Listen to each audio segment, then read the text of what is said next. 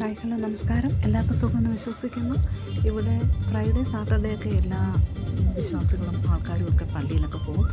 അങ്ങനെ ഞാനും പുറത്തോട്ടൊക്കെ ഇറങ്ങി ബഹ്റിൻ്റെ പ്രദേശമൊക്കെ ഒന്ന് കണ്ട് പോയേക്കാന്ന് കരുതി കൂട്ടുകാരെ കൊടുത്ത് ടാക്സിയിൽ ഇങ്ങനെ പോകുമ്പോഴാണ് ബഹ്റിൻ്റെ മനോഹരതയെപ്പറ്റി ഞാനിങ്ങനെ ഒരു വീഡിയോ എടുക്കുന്നത്.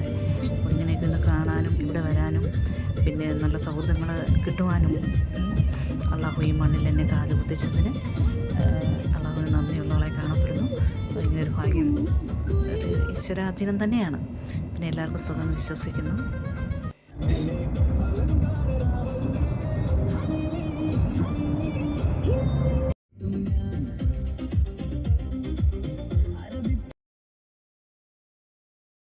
ഇവിടെ അതിഭയങ്കരമായ ചൂട് കാലാവസ്ഥയാണ്, ഹ്യൂമിഡിറ്റിയാണ്, ഭയങ്കരമായ ചൂടാണ്.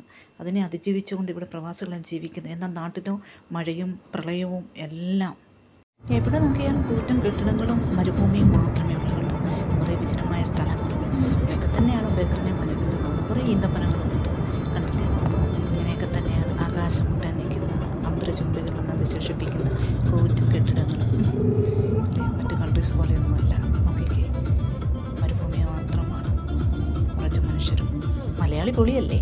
നാട്ടിലായാലും കേരളത്തിലായാലും എവിടെയാണേലും മരുഭൂമിയിലാണേലും മലയാളികൾ മാത്രമല്ല, നമ്മൾ അതിജീവിക്കുക തന്നെ ചെയ്യും അല്ലേ? ഇതൊക്കെ തന്നെയാണ് ഇവിടുത്തെ കാഴ്ചകൾ.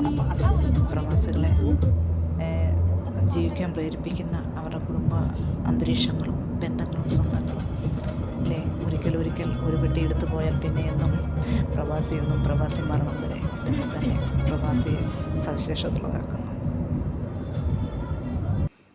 പിന്നെ ഇപ്പോൾ നോക്കുമ്പോൾ മരുഭൂമി മാത്രമല്ല, ഇടയ്ക്കിടയ്ക്ക് പച്ചപ്പുകളൊക്കെ കാണുന്നുണ്ട്, ചെടികളെ കണ്ടില്ലേ? ഇതൊരു കടലിൻ്റെ പ്രദേശമാണ്, ബീച്ച് പോലൊക്കെയുള്ള സ്ഥലങ്ങൾ. ടൂറിസം ഉണ്ട് കേട്ടോ, റോഡ് സൈഡുകളിലൊക്കെ നല്ല ടൂറിസം ബീച്ച്. ഇതൊക്കെ ഇപ്പം ഇവിടുത്തെ GCCയുടെ വലിയ വലിയ പുരോഗമനങ്ങളിൽ ഒന്ന് തന്നെയാണ്.